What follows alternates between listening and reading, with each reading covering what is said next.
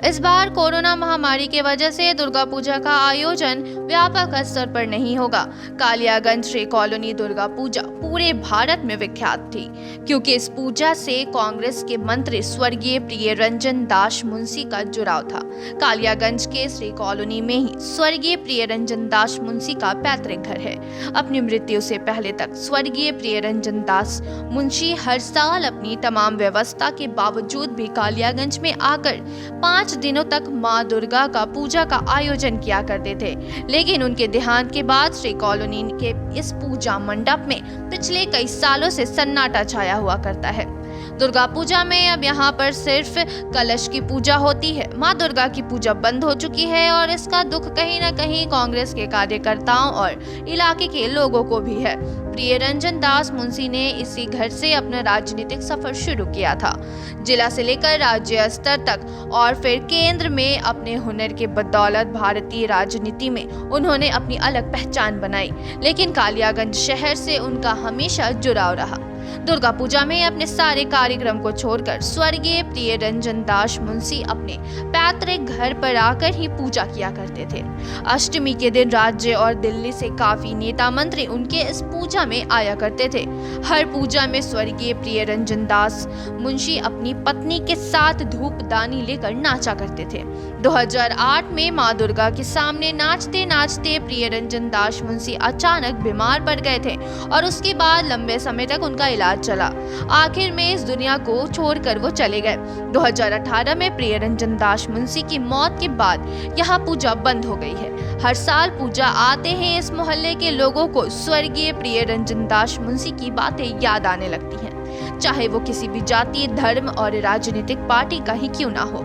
स्वर्गीय प्रियरंजन दास मुंशी के पड़ोसियों ने बताया है कि पूजा के वक्त उनका मन भर आता है, क्योंकि जब तक प्रियरंजन दास मुंशी जीवित थे पूजा में यहाँ रौनक देखने ही बनती थी। अब यहाँ पूजा एक इतिहास बन गई है। খুবই খারাপ মানে লাগছে না, সব দিকে আনন্দ, বাড়ির পূজা খুবই খারাপ লাগছে, মানে এত খারাপ লাগে মানে প্রকাশই করা যাচ্ছে না এরকম। এর আগে যখন পুজো হতো আপনি কি কাজ করতেন তখনকার এখানে? মানে এইসব ঠাকুরেরই কাজই করতাম। আচ্ছা, মানে ঠাকুরের দেখাশোনা, পূজা আর্চরি, ফুল বেল পাতা তোলা, এগুলাই মন্দিরের যেটুক কাজ এটা করতাম এরকম। সেই সময় কতটা আনন্দ হতো? বিশাল বিশাল আনন্দ, মানে এত আনন্দ হতো, মানে ওগুলো এখন ভাবতে গেলে মানে কান্না পেয়ে যায় না, বিশাল দুঃখ লাগে, মানে এত আফসোস লাগে, মানে ভাবাই যায় না। আজকে সেই পুজো নেই, শ্রীকরণী যেন শ্রী হারিয়ে গেছে এই পুজোকে কেন? এটা বাস্তব কথা। আমাদের এই পুজোটাকে নিয়েই আমাদের এই পাড়ার কেন সারা কালিয়াগঞ্জবাসীর একটা আলাদা মানে আন্তরিক একটা ইয়ে ছিল যে এই পূজাটাকে না দেখলে পরে কোনো পূজা দেখা হয় না। সেই পূজাটা এখন আপাতত বন্ধ আছে, নানারকম পারিপার্শ্বিক, ভাইরা একটু অসুস্থ আছেন। আগামী দিনে হয়তো আশা করি আগামী বছর হয়তো এই পূজাটাকে আবার চালু করা হবে মনে হচ্ছে। যখন এই পূজা এখানে মানে চালু ছিল তখন কতটা কি হতো এখানে? এখানে মোটামুটি পূজাটা চালু যখন ছিল তখন তো পূজার বেশ কিছুদিন আগের থেকে এখানে গম করতো আর কি। যখন থেকে প্যান্ডেল হতো, লোকজন আসতো যেতেন।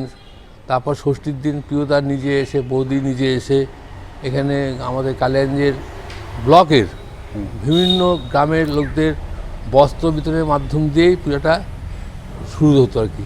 এবং তাতে প্রায় 8-10 হাজার মানে বস্ত্র বিতরণ করা হতো। বিভিন্ন মহিলা, পুরুষ, বাচ্চা, হ্যাঁ, এই সব বস্ত্র বিতরণ করা হতো। পুজোর মানে সময় আপনি যেহেতু পাশেই থাকেন, পুজোর সময় আপনার মানে প্রিয় মানুষ ছিল প্রিয়দা, সে তো 100%। তো আপনার উপর কি দায়িত্বটা থাকতো? আমার এই পূজা সংক্রান্ত ব্যাপারে, পূজার মন্য সংক্রান্ত ব্যাপারে দায়িত্ব ছিল আর কি। আচ্ছা, হ্যাঁ। এখন কতটা মানে স্মৃতিটা কতটা মনে পড়ে? না, মনে তো অনেক কিছু পড়ে, এটা ভাষায় প্রকাশ করা যায় না। আচ্ছা, আমাদের এখানে আমরা যে আনন্দ অনুভব করতাম, এখন সেই আনন্দ অনুভব করার মানে জায়গা নেই আর কি। মানে